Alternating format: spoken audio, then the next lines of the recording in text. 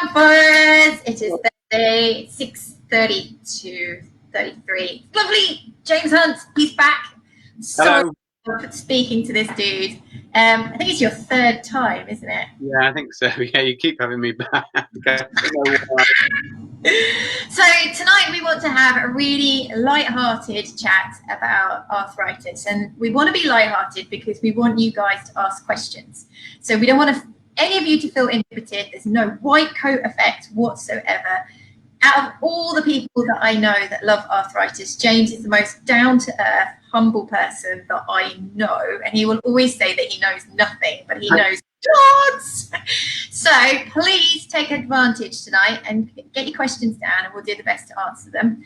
If you have got questions and you feel this is not the platform for you and you're a little bit shy, then go and join Holly's Army, which is our community group.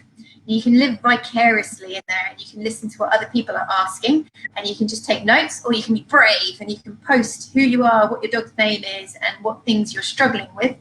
Every 2 weeks on a Saturday, I'll go live, and I'm there to answer your questions as well, just to keep a friendly face. We don't want all of these nasty keyboard warriors on our forum group, so please come and join us there. So, James, tell them a little bit about yourself so people have lots of faith that you're amazing. Sure. So I graduated from Royal in '98. I worked in a variety of practices, so did farm work, small animal work, all first vineyard, 10-minute consult. Breaking up a bit. Can you hear me still? Oh, that's better. It's come back again. Okay. And then I'd always been quite interested in managing pain and addressing pain in animals, and so I went back to Bristol University to do a master's degree and then a research project which was focusing on how pain develops in arthritic in dogs.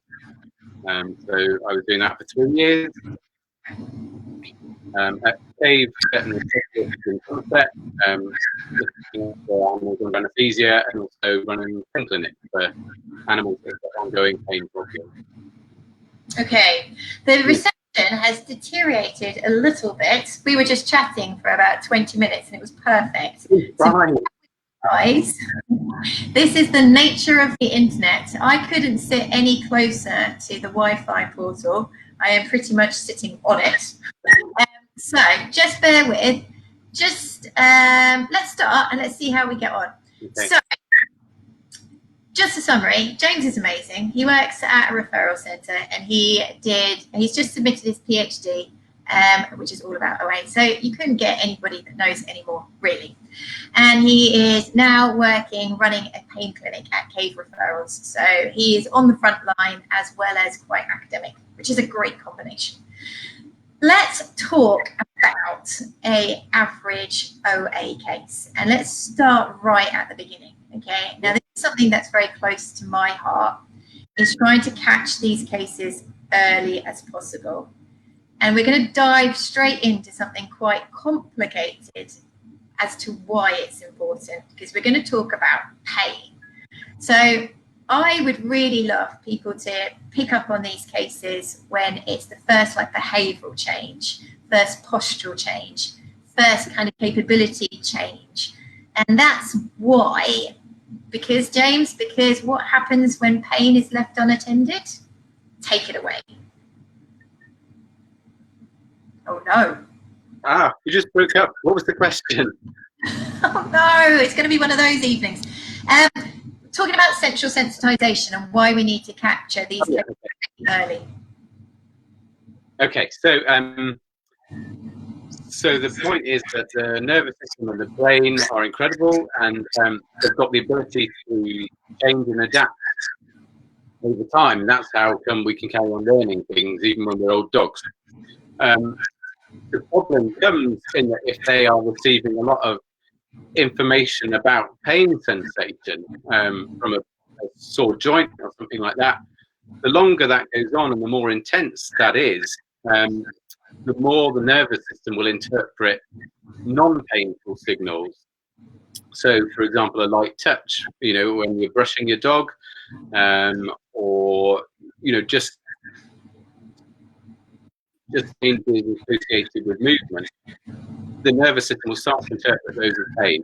So the earlier we can catch that, then hopefully we can prevent this central sensitization developing, this increased sensitivity to pain. But I think in what you were saying, Hannah, the important word in all the things that you were stating was change.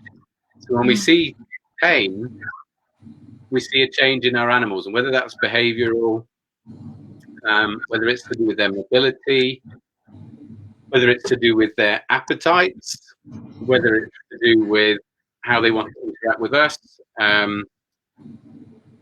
even changes to do with their hair coats. So some dogs, if they develop a painful condition, they'll just have this little flick of hair on part of their body, and that can be a sign that actually there's some pain going on somewhere. They're either not paying attention to that part when they're grooming, or they're grooming more.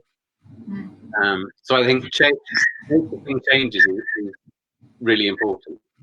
I think I was just saying to James before we went live, the concept of central sensitization just cemented the deal for me to create CAM, because it probably was mentioned at university and it probably didn't stick because it went over quite quickly. I'd love to find my arthritis notes from 1999 or whenever it would have been. Because I don't think that much time was spent talking about how the nervous system is quite adaptive, and it can be positively adaptive and pretty damn negatively adaptive. So when I learned that you could have a painful situation that is completely exaggerated beyond what pathology is there, I was like, oh my God, that's crazy. Yeah. So what does it mean in everyday terms? If a painful stimulus, if a pathology, if a problem exists, if the nervous system upregulates, the pain can become a separate disease. So you can have arthritis in the knee, and that's doing its own thing, and it's trundling along, and it's having good days and bad days, and good days and bad days. But actually, the pain becomes a disease in itself, and it's just bad day, bad day, bad day, bad day, bad day. And I think a lot of people don't realise that. And if we could get people to understand that, I think people would be able to understand about the medication more. I had a conversation in the car park today with an owner who had expected the medications to be like a light switch. And they've been there for a couple of days and they just thought, why isn't it better? Yeah. So can you explain that a bit more for people? Yeah, sure. So as you said, central sensitization, so this upregulation of pain pathways in the spinal cord and in the brain, that actually can result in pain beyond the affected arthritic joint. So we know that these chronic painful conditions increase the sensitivity in other parts of the body that are completely distant from the painful joint. So that's telling us that things like pressure or movement and things like that all around the body will be experienced as more painful. Now, as you said, when we qualified, we were in the very early days. To be fair to university, we were in the very early days of understanding. And over the last 20 years, people have, done some incredible research looking at all the different parts. It's not just a simple case that, like you say, like a light switch, something gets turned on. Actually, there are, at least 4 broad categories of central sensitization, and each case might be experiencing, 1, 2, 3, or 4 of those. And each one of those might be made up of hundreds of separate little alterations in the way the nervous system works.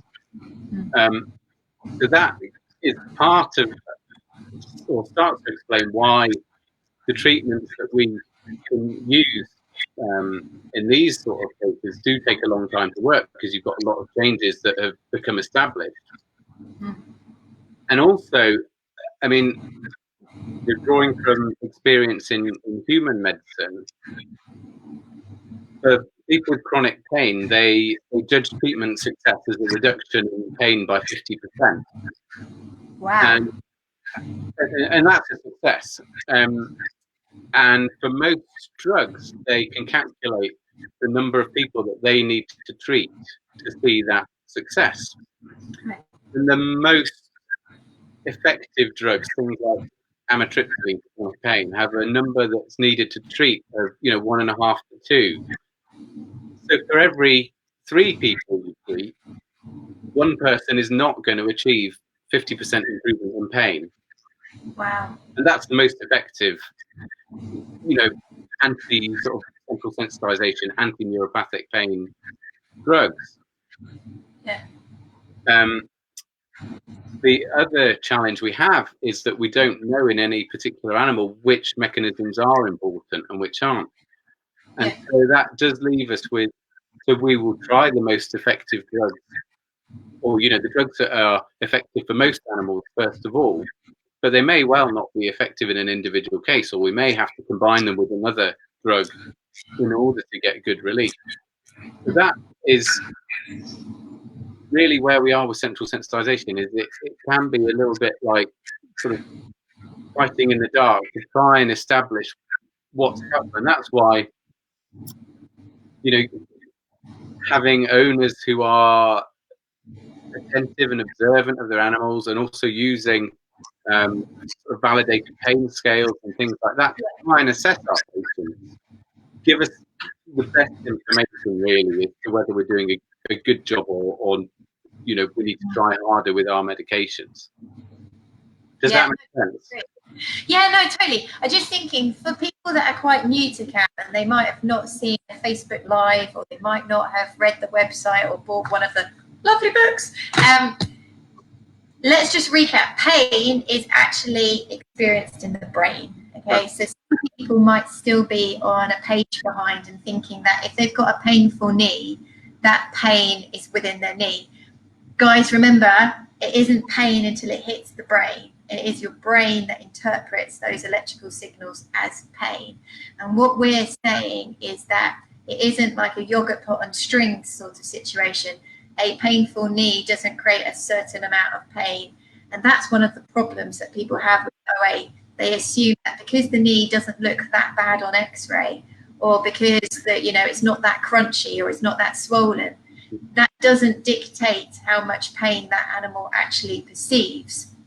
And what's really fascinating, and if you ever had an hour to kill, go onto YouTube, type in chronic pain and watch some of the free lectures about it, because it's fascinating about how previous experiences in humans will affect how much pain they feel. So there's so many things that factor in about that pain experience. And what I got obsessed about was I just didn't realize any of this. When I came out of uni, I'd been in practice 10, 11 years, and I still was yogurt pot on string. I was like, oh, it's pain, non-steroidals. Yeah. And then I started realizing it was way more complicated. And I can remember a case that really stood out for me was a dog that had significant OA, so significant arthritis, and it was on a pain management strategy, and he got an ear infection.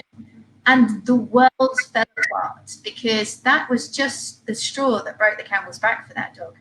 And it wasn't just a pain within the ear, the whole dog's pain state fell apart.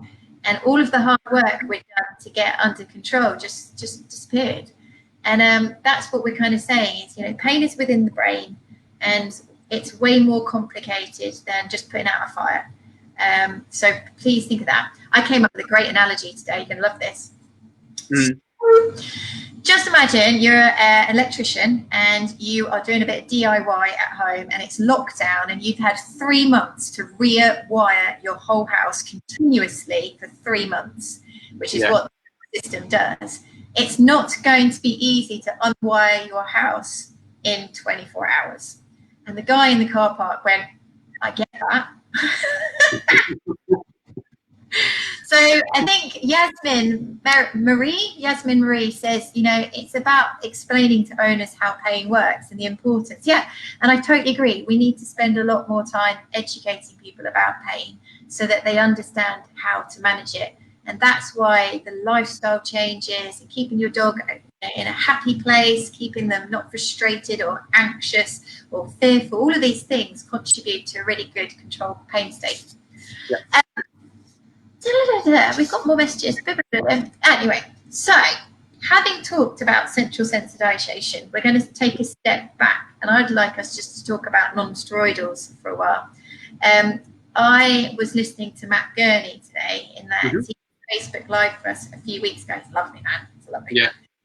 And he was talking about his first approach to managing an arthritis case. And they were talking about how there's a natural wish for people to want to use supplements, and then when they feel it gets really bad, then use medication.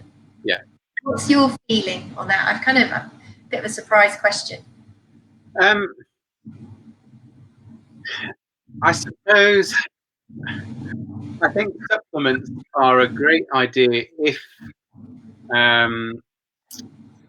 you have an animal who you know is going to be predisposed to arthritis. So it may have had an experience of joint injury or maybe even joint surgery.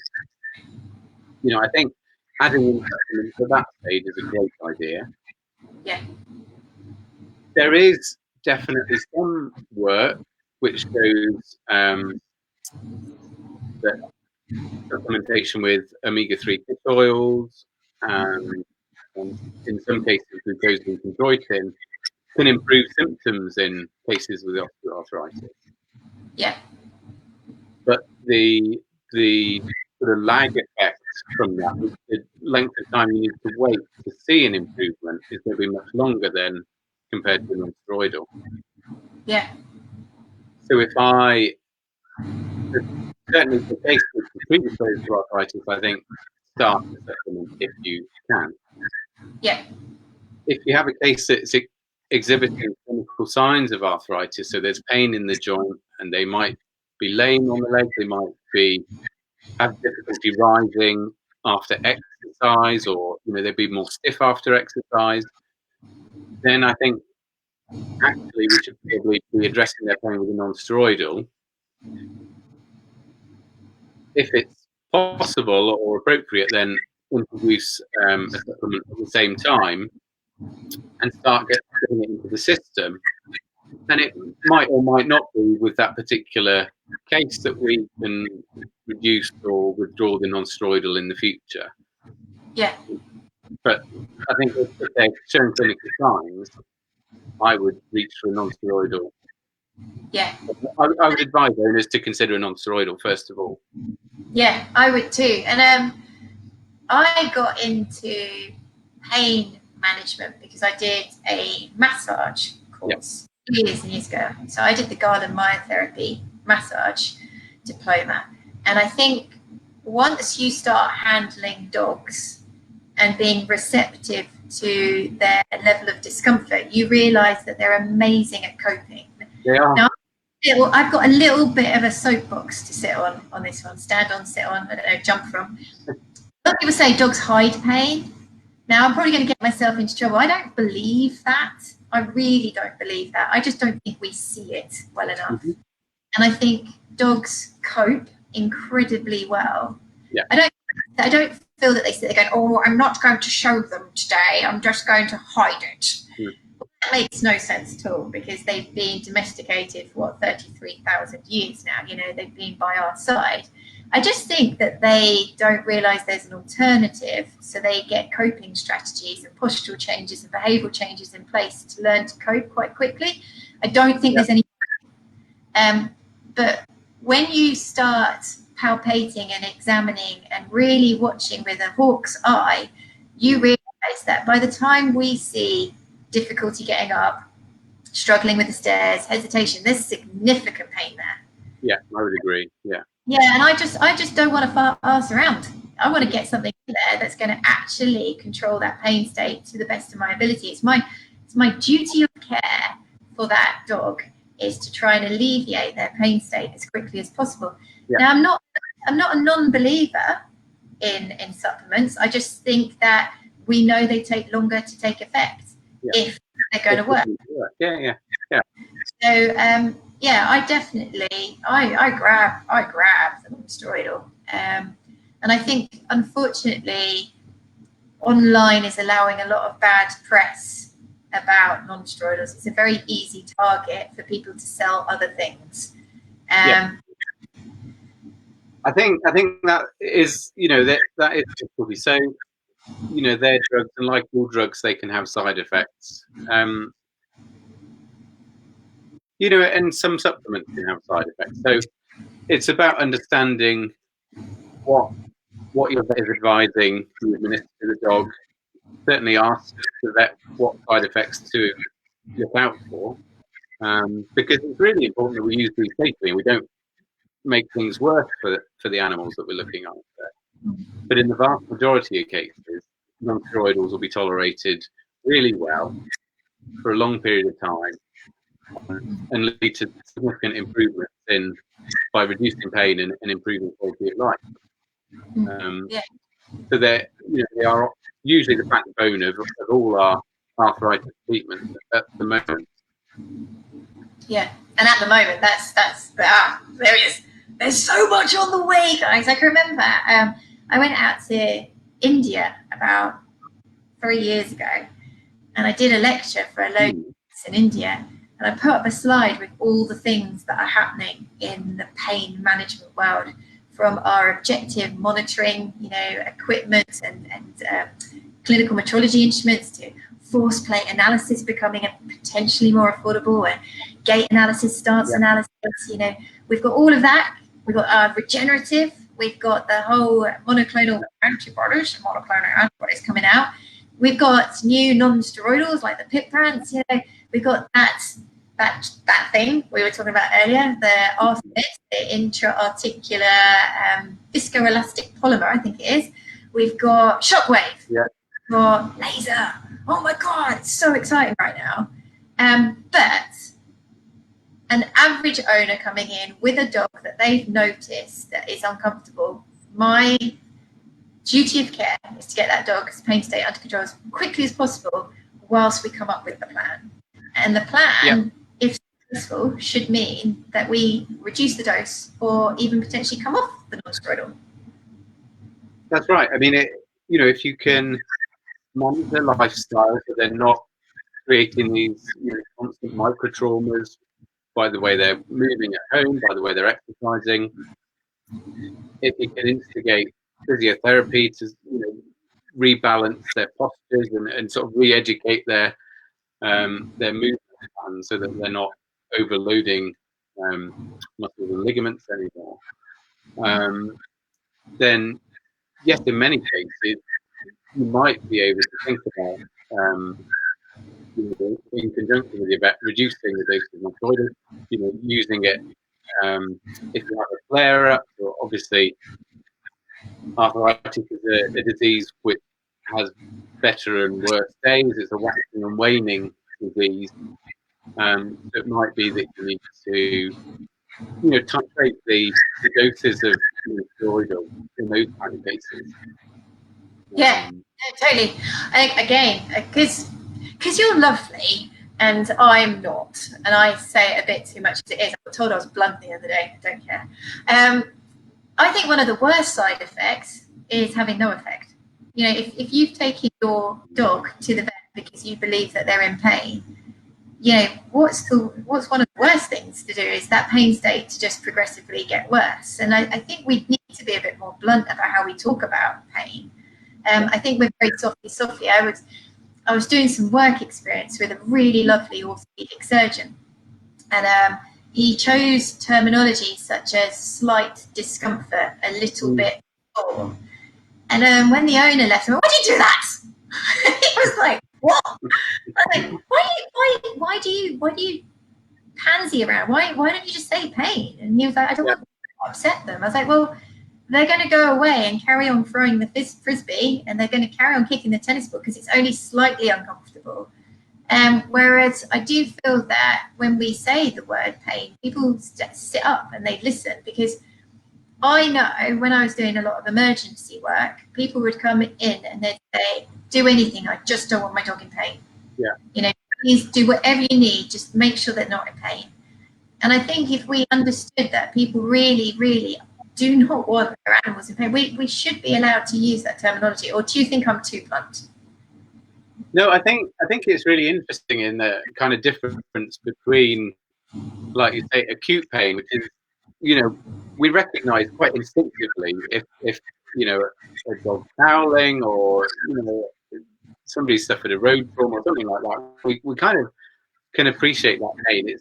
It's the chronic insidious pain that we have much more difficulty sort of recognising and assessing. And I think, I don't know about you, Hannah, but as I get older, you sort of become more aware of bits of your body that didn't used to give you shit, and now they and so I guess that's the struggle in a way, is that as you get older, you do find that you are in discomfort, you know, some days, and sometimes you have to think, is it pain? I would say that if it gets to the point of limiting your normal behaviour, your normal activity, then we could probably call it pain. If the dog can't get up the next day and go for his normal walk because he's done too much previously, then he's in pain. Yeah. So yeah, I think we need to reserve discomfort for people like me that are just, you know, not enough stretch, not as agile as we used to be. I think you've opened the opportunity to talk about something that Duncan Lascelles, Richard Meeson, they're very, very passionate about this topic, defining the difference between human OA and canine OA. And this is a massive hindrance for owners being proactive. It's because human OA is spontaneous, it's more of a slowly progressive degenerative condition, wear and tear comes with age, it's expected, you know, you learn to manage it. A lot of owners put that same thought process onto their dog, and actually dogs get a very different form of OA. It's secondary. It's because the joint wasn't perfect, or trauma, or some hindrance, some incident, and they don't manage their lifestyle like we do. They don't, you know, change from high heels to kitten heels, and they don't, you know, get their car changed. They don't buy a new bed, and they don't stop playing squash and start playing badminton. They don't work. And I think, as you say, there's also another component. If we choose to manage our pain without pain relief, then that's our choice. But is that right to do that for an animal in our care? You know, we should be thinking about their pain states. And it's the lovely Ian Self who says that dogs live now. So therefore, is it possible that their pain state is worse than ours because they have no ability to look to the future and see an end to it? That got me. Yeah, it's very true. And so the downfall of dogs really is that they tend to be too happy, isn't it? And so if we're going out for a 10-mile hike, of course they want to come along, even if their joints hurt a bit, and they'll be out in the fresh air and they'll be sniffing and their minds will be on other things, which is all great as long as they, you know, don't overdo it. But the minute they're quite likely to overdo it if we let them. Yes. I think that's the key. We need to control them. And if they do overdo it, they're going to suffer the next day. They're going to be stiffer. They're going to experience more pain. So we almost need to be the grown-up. That's what I say. And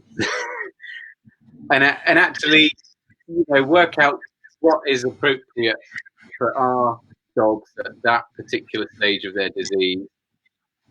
And you know, we've said before, it's not about taking things away from the dog. It's about finding alternatives that they can do, which they enjoy, which still benefit their relationship with us, but don't require them to be running up and down, you know, Scarfell Pike or whatever. Do you know what I blame children's books personally.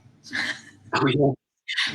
Because every children's book that has a dog in it, they're chasing a ball, they're playing with a bone, they're flinging a stick, and the dog is always manic. There's very few children's books that have a dog is really happy when he's content. But I do feel that we have this impression of what dogs should be doing to be really, really happy. And I know that Kathy Murphy is listening to us. You know Kathy. She might come and do a little bit about the neuroscience, because she's a massive. Yeah, and she talks a lot about our understanding of what is a happy place for a dog, and quite often it's when they're mooching and sniffing and everything's calm. Whereas we, as a species, we think that their happy state is when they're manic. Manic. Is it actually happiness? So yeah. Well, yes, that is the thing, isn't it? Is that we've, you know, Barbara Woodhouse drilled into us, you know, take your dog for a walk and all this. And when you get old enough to remember Barbara Woodhouse, possibly not. I remember Barbara Woodhouse, yes. But so certainly, you know, one of my dogs struggles with anxiety and, you know, becomes quite highly aroused when outside and barking at things and all this kind of stuff.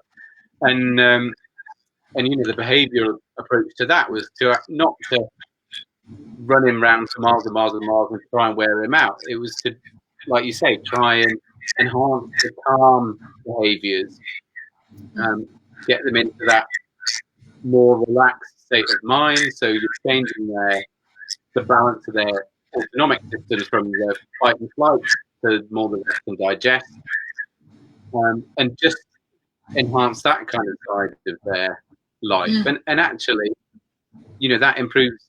That's really rewarding for lots of dogs to be able to engage in those activities. Well, I think that gives us a opportunity to try and deal with people's expectations. So again, referring back to Matt Gurney, so he's basically a brain on legs, isn't he? And he was saying that over the course of his career, he's got more and more interested in pain management, chronic pain management, and he loves the consults, digging into every little bit of detail. It's a brilliant Facebook Live, guys. It was 2 weeks ago. He loves digging into the details of that owner's life, looking for clues about pain behaviours that they can therefore monitor, as well as looking at behaviours that are making the pain state worse. And I was like, yeah, that's what we do. We're basically quite detective. So a pain clinic isn't about with a really great cocktail of drugs, which is what a lot of people think. A pain clinic is where that clinician has got the time and the knowledge to tease out of you things that your dog is doing that shows you discomfort, so you can be aware of them, observe them, react to them, and see them improve. But also to tease out the things that your dog's doing that is making their pain state worse. And I'm going to put you on a spot. Can you think of a case? I've got one. I've got a brilliant one. So I was seeing this lady whose dog, she might even be listening, severe lumbosacral disease. So got neuropathic nerve pain, also hip arthritis. So we got the inflammatory pain. So the back end was painful, and we just weren't getting anywhere. Where we did pharmaceuticals. So we had our first line non-steroidals. We had our gabapentin. We even done regenerative medicine. We did physio, and the dog's pain state was just not improving. And we found out that the dog was obsessed about people going past the window, and they lived on a residential street. So, and her office was on the top floor. So the dog would sit with her in her office, and if she heard anybody near the front door, fly down 2 flights of stairs, run across the floor of the living room, and smash into the front door. And that would happen multiple times a day. And the owner, just because they were so used to that, was what the dog has always done. Never thought, well, that's causing pain, because, as you say, dogs cope really well. Can you think of a case? Well, I mean, so my own dog, as much as so like I've said, he's quite highly strung. But we're lucky; we've got quite a big garden. So you open the back door, and his previous behaviour was to run like a bat out of hell at the far end of the garden. And he's got lumbosacral disease. You just can't do that. You can do it if you've got lumbosacral disease, and then you hop back again. Yeah. So yes, it wasn't about finding the right drug for him. It was about retraining him so that if you open a door, he sits and walks out calm, waiting for a treat, so that you give him treats all the way out of the garden. We're going through treats, nobody's business. Dog treats. Yeah. Well, that's why the multidisciplinary team, we talk about the MDT, guys. It's not just the vet nurse, and it's not just the vet nurse, the physio, the specialist. We've got behaviourist coming in here. We've got dog trainer coming in as well. And if you really, really want to get control of a chronic pain condition, a musculoskeletal chronic pain condition, you have to be receptive that life will need to change to some degree. And I've got some really good footage of a dog that 1 minute was laying on the floor in the house and looked pretty broken, and the next minute it heard a seagull on a brick wall out in the courtyard garden, and he went like bat out of the hell, and it was running up and down as if nothing was wrong. And you're like, there you go. Yeah, this is kind of the issue. So adrenaline's a brilliant painkiller, but it wears off. Yeah. So these stimulating events happen in our dog's environments. Yeah.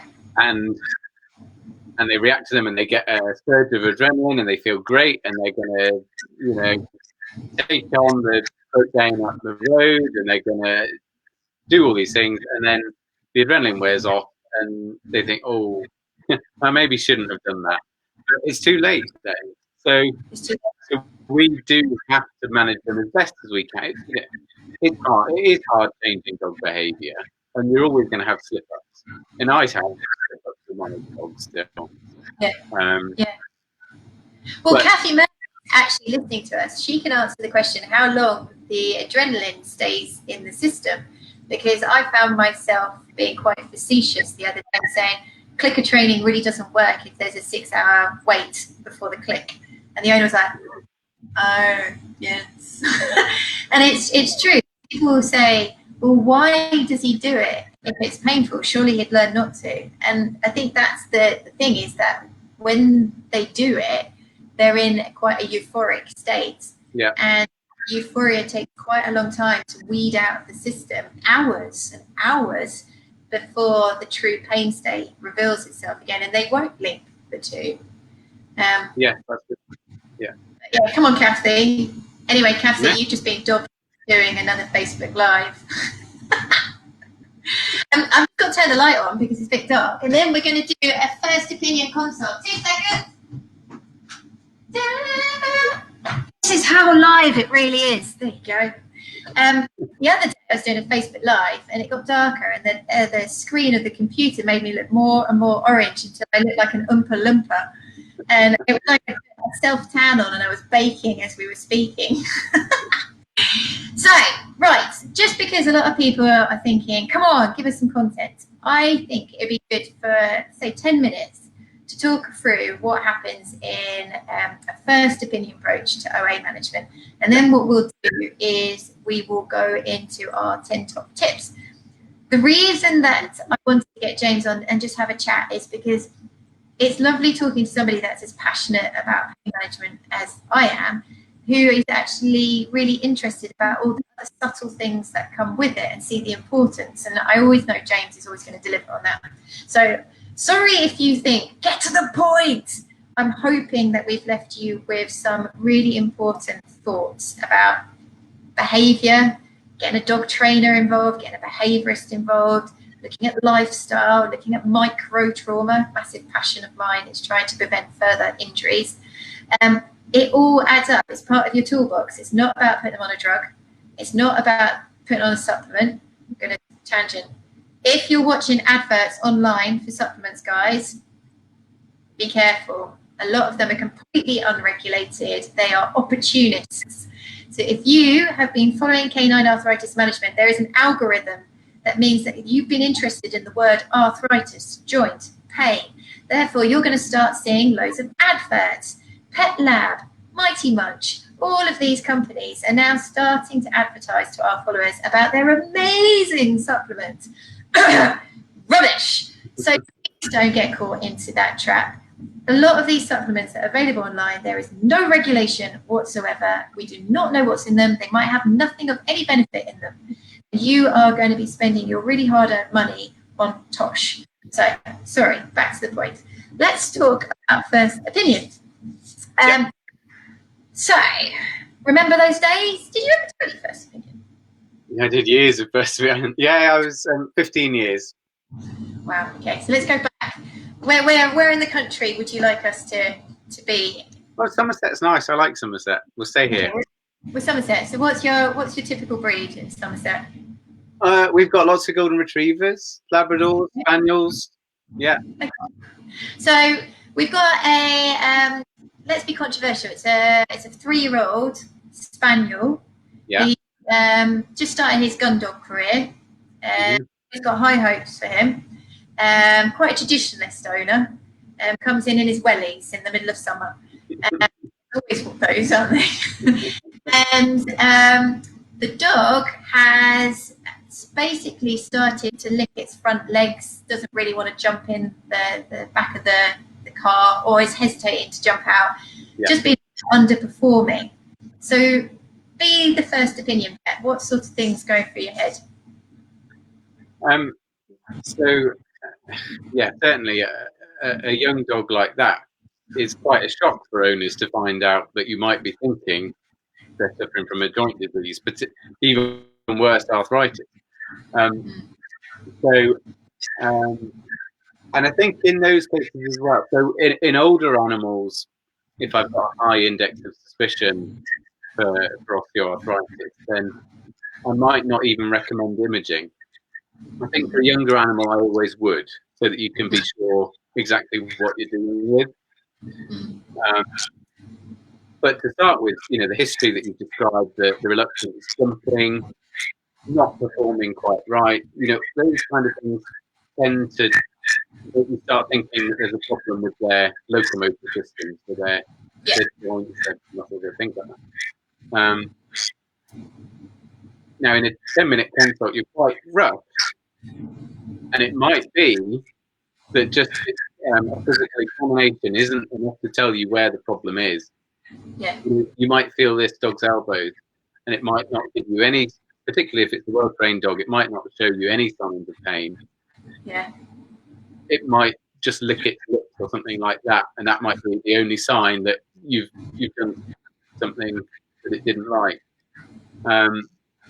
So I think for these sort of early cases, certainly getting some kind of imaging like X-rays or, if it's available, maybe CT, can be really helpful. So you can sort of stage things from the off. I mean, we've already said that pain doesn't necessarily relate to the degree of changes that you'll see on a joint. But if you're seeing changes on a joint, you can be certain that there's some kind of arthritic condition there. So that's useful to have.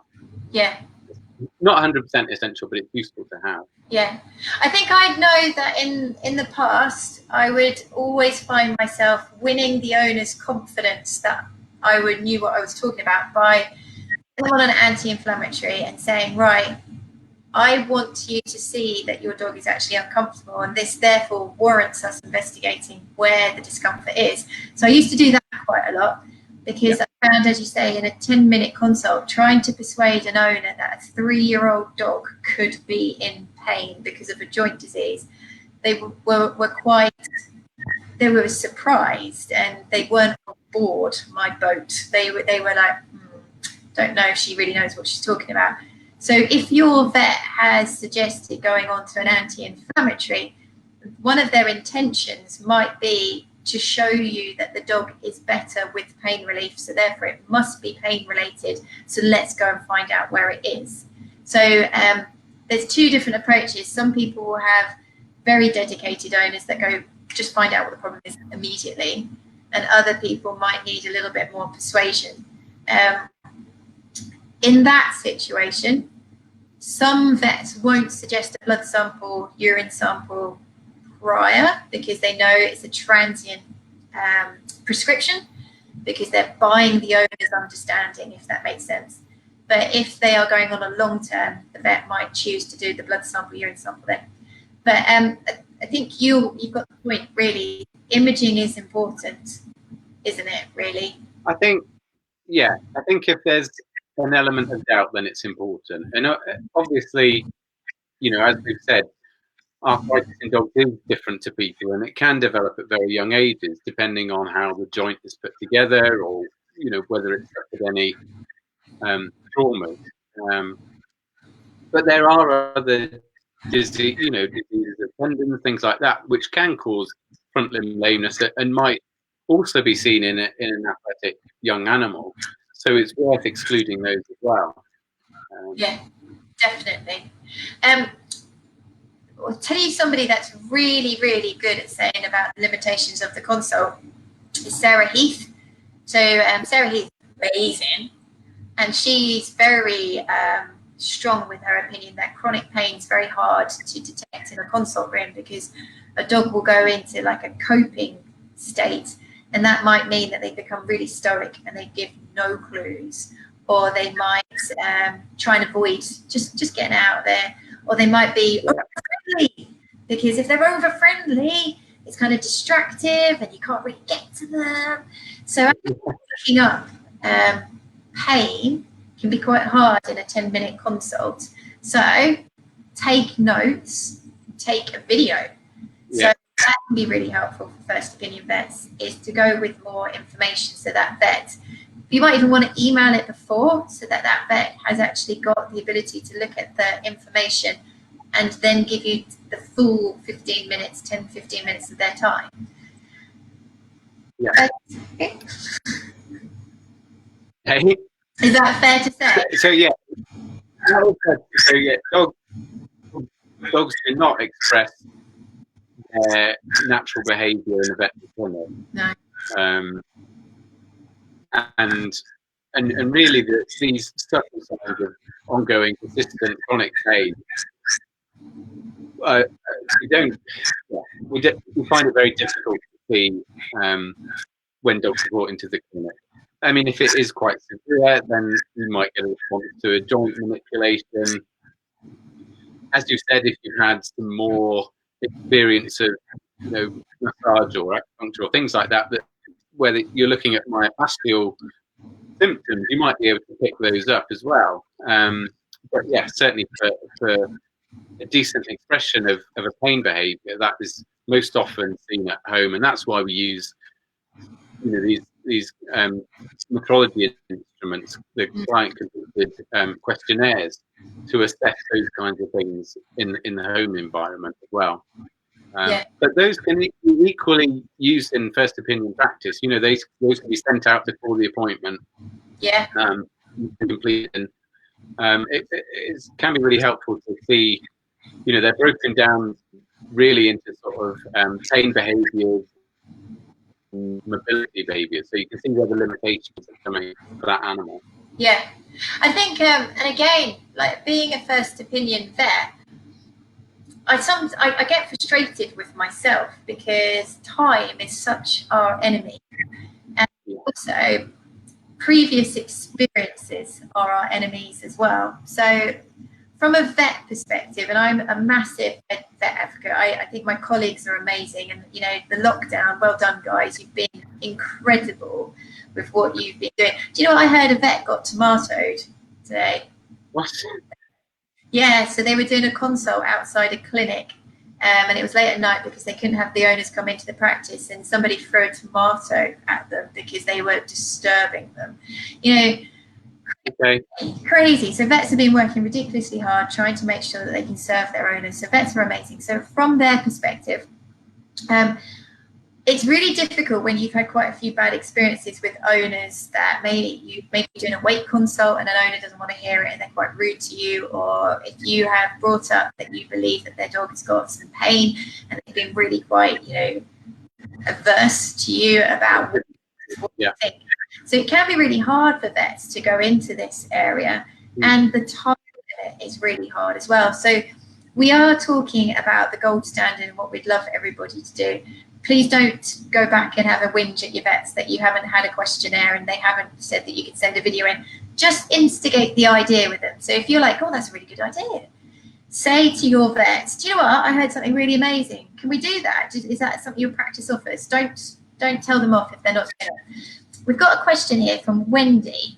Don't know if I'm allowed to ask. I have a 9-year-old Vizsla working gun dog, had x-ray, been at hydro, vet says arthritis. He's had 4 months off, but is staying on hard ground. Do daily exercises with him, but any advice so he's not on Metacam? Okay, so first of all, I have to just say, don't be scared of Metacam. If your dog is lame, it is going to be painful. Don't deny the dog pain relief whilst we get to the bottom of it, okay? So for me, whilst we're getting to the bottom of why your dog is still lame, don't leave them in pain. And just see that Metacam as buying us a window of opportunity to get an answer and to put the changes in place. Yeah, I just think of the dog, okay? But so painful on hard ground, loads and loads of things going through my head. But do you want to take the lead, James? Yeah. So I mean, the surfaces that dogs are walking over, you know, that's going to affect the forces that are traveling through the limb. So to me, that suggests that yes, there is, you know, a joint condition, a joint pain there, but that it's showing up when the forces are increased. So he's walking on the hard ground. So to me, that's an indicator that, you know, the diagnosis is most likely correct, and that painkillers are going to be helpful in this case. As we've already said, you know, with central sensitization, pain signals get increased, and those joints are going to be extra sensitive. And then the spinal cord that relays those signals is going to be extra sensitive. So it might be that, you know, actually months and months and months to try and address that. But certainly, you know, we find that, as Hannah was saying, it's sort of a multidisciplinary approach. So seeking physio help as well might see if he's, you know, laying on his front leg. I don't know what leg, but I'm just wondering, in that a classic situation that happens a lot is that an owner will get a diagnosis, the vet will prescribe an initial course of anti-inflammatories. They will prescribe you maybe 2 weeks, maybe a month, but they don't have the ability to actually convey to the owner, we need to dampen down the fire to a great extent. You know, your dog's actually been in pain for potentially a year, but they've hidden it really well from you. They've coped with it really well. And you may be an owner that needs to be on an anti-inflammatory for 3 months for that dog's nervous system to rewire itself positively for us to get this pain state under control. And another thing that I find myself saying a lot that I didn't used to say is that if that joint has been painful for quite a while and it hasn't been used appropriately, the supporting structures that keep that joint stable and stop unwanted movement are going to have weakened. So actually using the non-steroidal for a lengthy period of time, controlling central sensitization, rebuilding support structures around the joint to offer stability is going to actually get us further, and you're more likely to come off the anti-inflammatory in the long term than trying to deny its use now. But that's how I would work. Yeah, and so yeah, exactly. I think that's why physio assessments are so helpful, because they pick up even more subtle things than your vets will. But equally, you know, if you've been consistently on a non-steroidal like Metacam for a few months and you've seen some improvement, but it's not as much as you'd expect, I think it's worth talking to your vet again, because it might be that this particular dog does need additional medications. And we struggle in terms of the licensed medication, but there are, you know, human drugs or unlicensed medication that we can use in specific individual cases that might be helpful. So I think if you've not had follow-up with the vet yet, it would be worth going back again just to see, you know, if you've reached the kind of improvement level that they'd expect, or whether they think there's something more that they can do for you. Yeah, definitely. She's just told us it's the left front shoulder. Okay. So because of where I work now, and the fact that we do a lot of musculoskeletal ultrasound, so I work at Greenside in Scotland, and one of the reasons I came to work here was because we could do more of a detailed diagnosis. A lot of the pain in shoulders isn't necessarily from the arthritis, it's from the tendinopathies. So you've got two pretty beefy tendons that run over that joint. So the supraspinatus tendon and the biceps tendon, and they're painful. I had supraspinatus tendinopathy. It's like a dagger going through your shoulder. It is horrendous. And we know that tendons are pretty slow healers. So, you know, you're not looking at a dog that's going to have the arthritis kind of waxy, waning, cyclical. You will see dogs that you've rested, you do a bit of exercise, and they're back to square one. Oh, yeah, exactly. Yeah. So seeing a physio and further diagnostics would be a really good plan. Do you guys, do you see a lot of like shoulder problems? Yeah, that's great. I mean, we see quite a decent spread of everything, really, to be honest. But yeah, you know, our surgeons will be, you know, in sort of acute inflammatory ones, they might need to do an injection into the tendon itself. Yeah. Others, you know, respond to rest and things like that.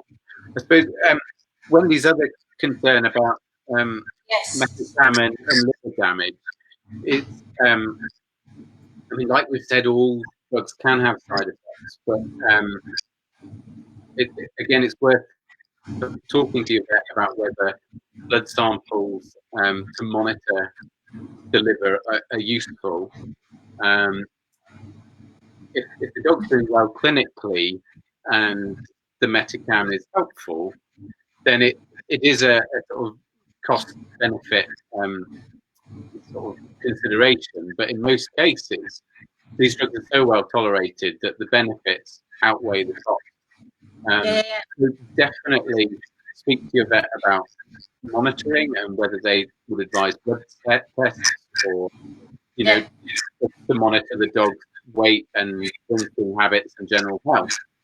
Yeah, Wendy, my dog had to have 2/3 of her liver removed because of a liver tumor, and she was on Metacam. You know, so if anybody was going to have an absolutely horrific time, there is so much fear about these medications. It kind of frustrates me a little bit because, you know, if we use these medications appropriately, that means that both people on each side of the table, be it the vet gets the diagnosis, they give as much information, they educate, and owners get the weight off, change the lifestyle, do all of the work that needs to be done. Then collectively, we will have more cases where we use them transiently and then bring the dog back off them again. Yeah. But there's a real problem at the moment where vets are really restricted with time. They might have had bad experiences, and owners don't necessarily take all the advice, and they want quite a quick result, and they don't want anything else to change.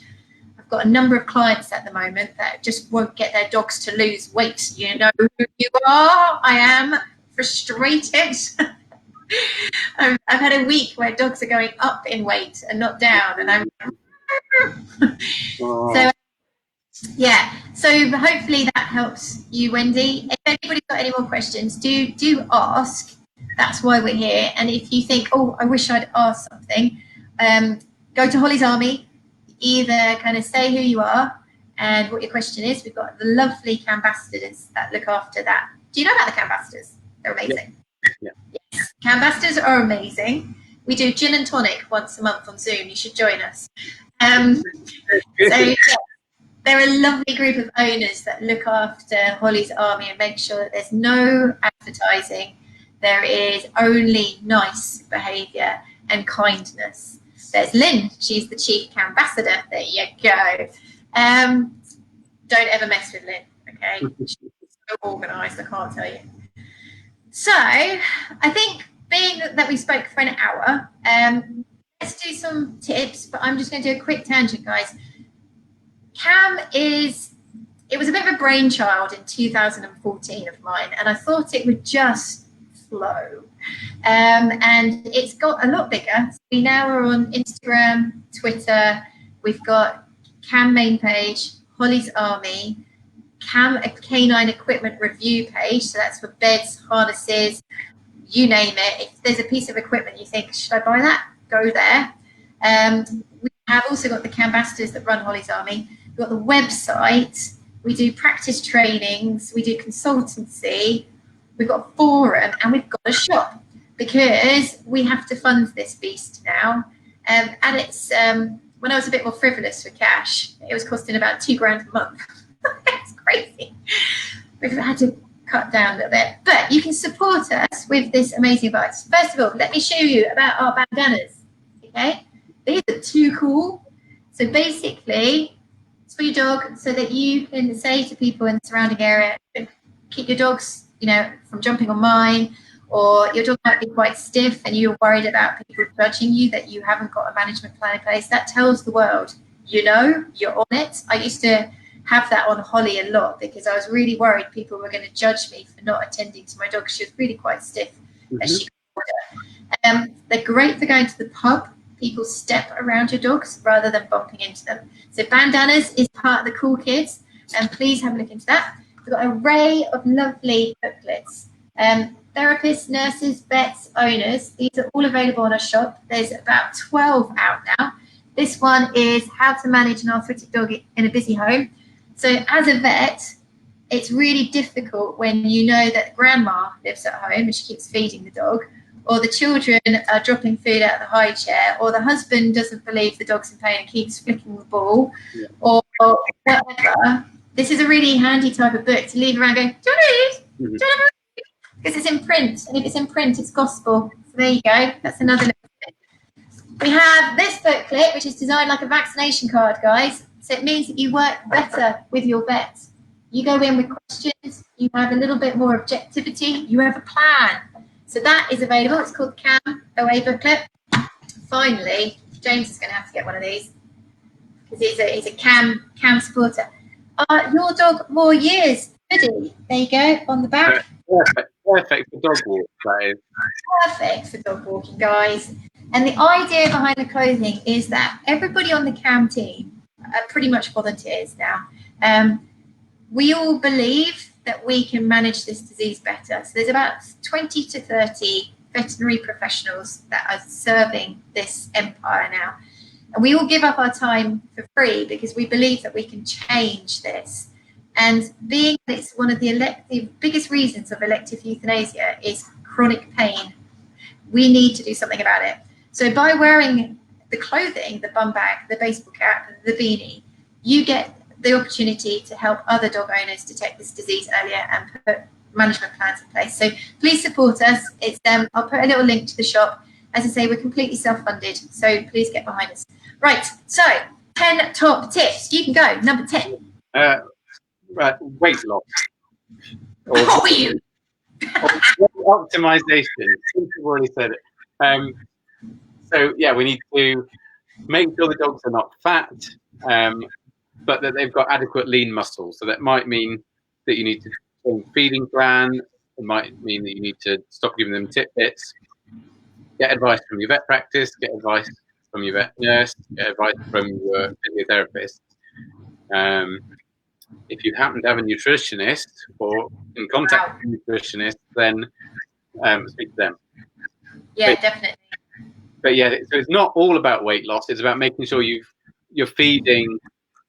That sometimes older dogs or dogs that are recovering from illness need more high quality protein so they can rebuild the muscles that we were talking about to sort of stabilize the joints. Yes. So that's number 10. We're going to answer a question very quickly. It's my lovely friend, Justine Beanie Brittle. I haven't seen you for ages. Hi, you two. Thanks for a fab talk. And as you asked for questions, my little Chihuahua had pancarpal arthritis surgery this week. What advice can you give to help with the inevitable arthritis that will develop? What can I do now from post-surgery? So that kind of surgery is it actually involves putting a plate in to bridge that joint. So the joint isn't going to move anymore. So if you've actually got a fixed joint, generate pain. You're not going to get those movements that will generate pain. But what you might get is an altered gait. Because you can't flex that joint, you're going to have to walk with a sort of straighter limb. And so I think you're going to see compensatory movement patterns, compensatory gait patterns. So I think once the healing surgery is recovered and the vet's happy with how things are going, I would try and get a regular physio treatment going, so that you can pay attention to all those changes that are going to happen and sort of minimize any sore spots before they develop. Really, that would be the number one thing to do. Definitely, I agree. And it's basically you're going to have a bit of a peg leg, because you're not going to have the ground clearance. So when they pick up and they lift their leg forward, they bend through their carpus to get ground clearance, flick it forward. So the dog's going to have to pull up much more from the proximal limb, but from the shoulder blade. So you're going to start getting all changes up there. You might get some postural changes. So I know that you've done the Garland myotherapy thing, Beanie, so you can get in there with your massage. And just be careful of your crazy exercise, and just do lots and lots of regular soft tissue work would be a good idea there. Have we got anything else? Love my hoodie cam, is incredible. Got another question here. Our 6-year-old retriever has been diagnosed with OE in her hip. She has hot spots on the other side from that's where it ends. The hot spots. This is a big one. Yeah. There you go. Look at technology. Yeah.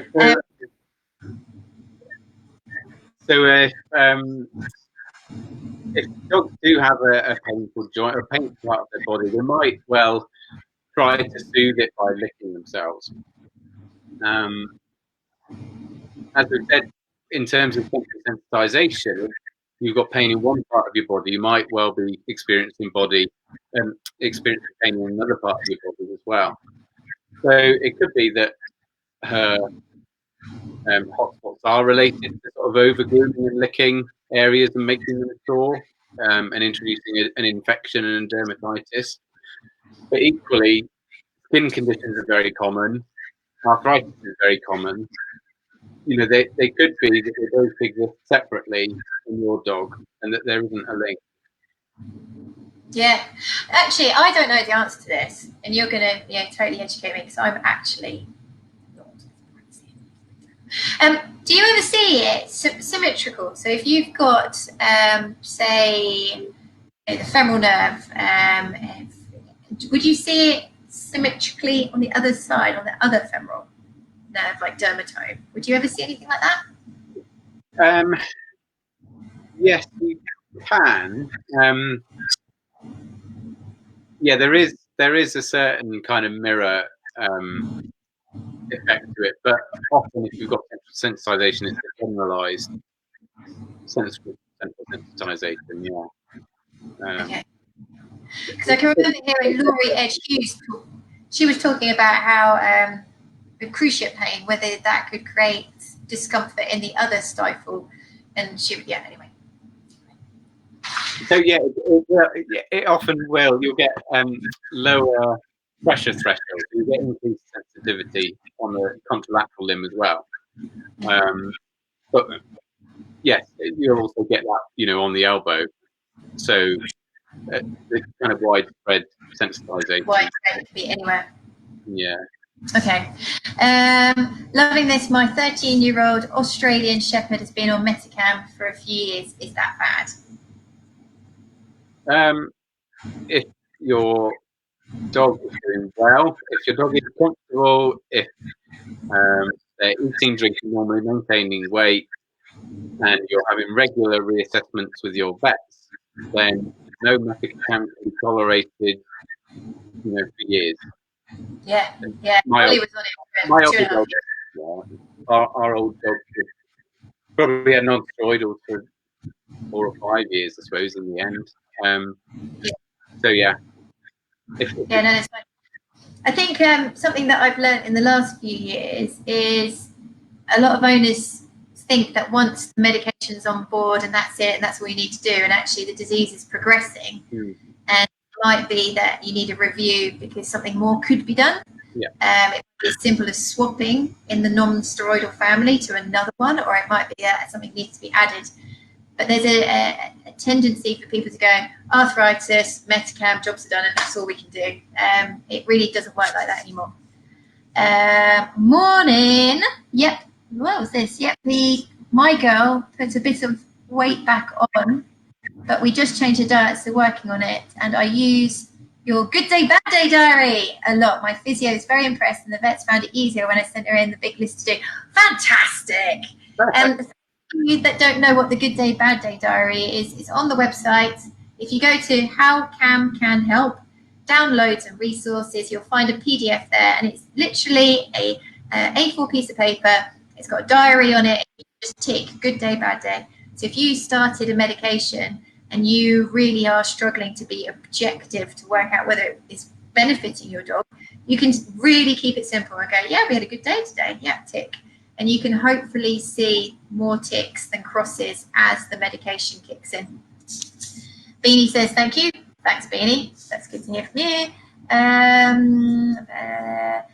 From overcompensating. This is the hotspot on the other side. From overcompensating for the first 2 months, are there any sites that recommend supplements that aren't rubbish?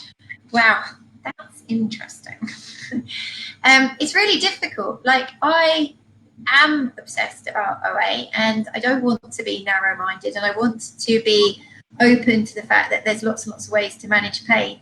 But just the nature of supplements is that they're very variable, aren't they? And a green-lit muscle supplement from one company will be very different to a green-lit muscle supplement from another company. So it's very, very difficult to advise. So my final take on supplements, and what I feel comfortable saying now, is if you're going to choose one, make sure it's got omega-3 fatty acids in it. There are others that have got more evidence kind of blossoming. So your avocado, soybean, unsaturated fibers, your type 2 undenatured collagen. You've got your glucosamine and chondroitin sulfate in the background. You've got some people talking about MSM, some talking about boswellia. Be honest with yourself and don't be scared to say this isn't working. So start your dog on it, 3 months. 3 months minimum. And if you can honestly say, I have not seen any change, don't feel guilty about stopping it. Because I know that when I had the lovely Holly, I spent a fortune on stuff that I don't think made any difference at all. But the guilt within me, this need as an owner to do everything I could for my dog, meant that I would go on Amazon late at night on my iPad, just buy stuff. And it's really, you have the confidence, try it, be critical, and don't be scared to say it ain't working. And if it ain't working, don't pay for it, don't give it, try something else. That's helpful. That's your mother talking. We're back to number 9. Okay, so number 9 for me, definitely car travel. Because I'm doing a lot of going out to people's cars at the moment, because what with the COVID lockdown, we have to collect the animals from the car. And I find it quite sad when we have quite arthritic dogs that are in an empty boot. And they're like a bowling ball going around corners. They've got no ability to brace themselves or lean into anything. They've got their painful elbows wobbling and rolling from side to side as you go around corners. And, you know, some dogs even get to the point where they try and stand up, or they pant the whole way, or they're fearful of getting in the car because the whole experience has been really painful. Think about making car travel more comfortable. So think about good bedding, and think about having a bumper brace around so that they can push their back into it and they can brace. Because have you ever tried sitting in the back of the car? Drunk. There's no control whatsoever. So that's my number 9. What about your number 8? Number 8, I would say at your earliest suspicion, so all the changes we talked about, behaviour, temperament, movement, hair coat, any changes, go and speak to your vet sooner rather than later. Because the sooner you address this, as we said right at the beginning, the more chance you've got of reducing all that pain, inflammation going into your spinal cord, making the changes that cause central sensitization. Good one. I'm going to tag on to that with number 7. Holly's Army allows us to see what you guys are experiencing, you know, what your vets say to you, what your experience at the vets is. If you're not getting the service that you need, say something. I hope that hearing me chat for an hour, wherever it's been, as a vet, we have very different clientele. And within the space of a couple of hours, you can go through an array of personalities from different owners. And it can't but change you as a vet. And I know that I've had people really quite rude to me when I've said, your dog's overweight, we need to shift weight, what can we do? You get almost inhibited about saying things. So you might find that your vets want to provide an awesome OA service. They're desperate to, but they don't think that you want it. So if you want this service, you want the weight check, you want a pain clinic, you want to see a physio, you want to go to hydro, you need to vocalize it. And hopefully, if you put the request out there, the service will be provided. That's just the law of business, isn't it? You know, you ask for it, and lots of people ask for it, it will be provided. Number 6. Number 6. I think try and provide some alternative activities that aren't going to damage your dog's joints. So that might be snuffling for food, it might be scent training. You can still play with toys, but don't be throwing balls for them to chase, sticks for them to chase. Yeah. You know, go and hunt the toy, something like that. And they will love it just as much. Yeah. I'm going to do a really brief tangent. Sorry, I have to do this. So Luna is my second border collie, and James has got border collie, so he knows what they're like. And Holly, I make every mistake with everything. So if any of you guys are suffering this kind of white coat effect, please don't, because I am the person that made all the mistakes, and that's why I sit here and I say, please don't do the same as I did. But with little Luna, I've really tried not to allow her to be a compulsive type. I've not allowed her to have activities that create that obsessive. Yeah. Since lockdown, I've been running with a guy called Luke Gow, and he's been throwing sticks for her. And it's unbelievable how quickly they get compulsive and they get this obsessive need, this fix.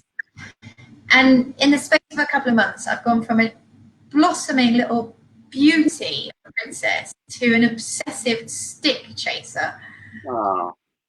Yes, think about alternative activities. Number 5, more rugs, less drugs. # more rugs, less drugs. I'm so glad that you said minimize microtrauma without me having to prompt you, because again, that was one of the triggers for Cam, was doing a home service, going to people's homes, realizing that 2 or 3 medications, they were spending 50 quid a month on supplements, they'd just gone through £500 worth of x-rays, they'd bought the orthopedic bed, but the dog was skating across the laminate floor. And you could see the dog was really struggling, but the owners couldn't see it because the dog had always walked on that floor. So look at the home environment, and we have a really helpful tool for you called the It's My Home 2 tool. You can find it on the website. There's a digital version with loads of pictures to give you clues of what changes would be a good idea. But there's also a printable version. So if you're a therapist, a vet nurse, or a vet, you can print it out and hand it to your owners. so that they go home with something to constructively get on with. Number 4. So discuss all the medications that your vet is advising with them until you're happy. But once they've been prescribed, do try and stick to that prescription. So whether you nominate one person in the house to take responsibility for it, otherwise you end up in a position where you say, "Oh, I thought you gave the dog his medication." Well, no, I thought you gave the dog his.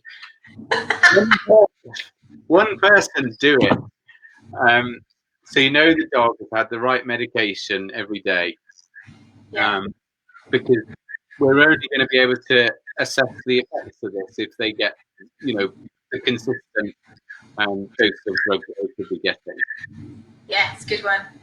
I'm going to tag that because you're a good inspiration.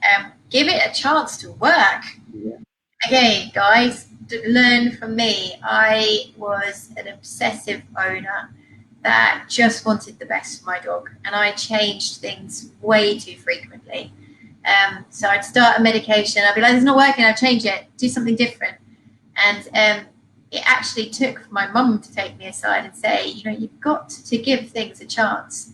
And yes, you care about her, but her being a little bit of discomfort whilst these things are kicking in isn't a bad owner. You're not a bad owner, Hannah, but you've got to give these things time to work." Would you say that's fair? Yes, definitely. I mean, we've got lots of tools that can help, but none of them are a miracle, I would say. Yeah. Sadly, I wish there was. Yeah, I wish there was. Well, we got new things coming out soon, haven't we? Get Mr. Lascelles back soon. Hopefully. I'm not going to say any more. No. You got number 1. You got the big finale. It better be good. So I would say that, as we've been talking about, arthritis is a disease that affects their mobility, their pain sensation, their temperament, their behaviour, how they eat and drink.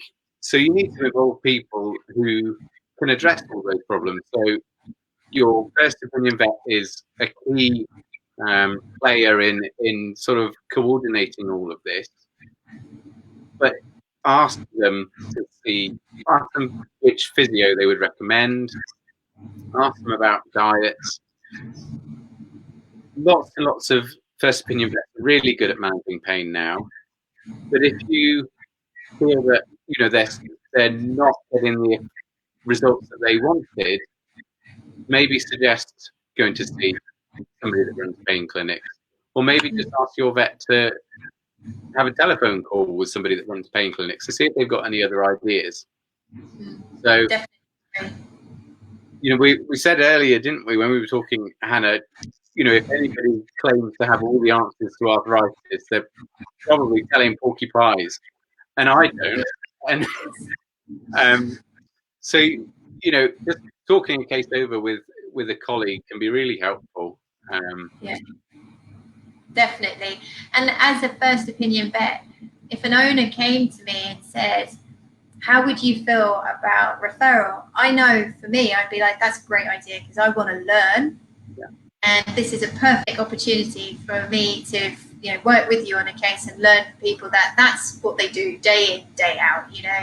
They are managing pain, so they're ahead of the game. They know so much more. So don't be scared, don't be shy to ask. I think it's a really good one. Thanks, James. Wow. Pleasure. 83 minutes. Okay.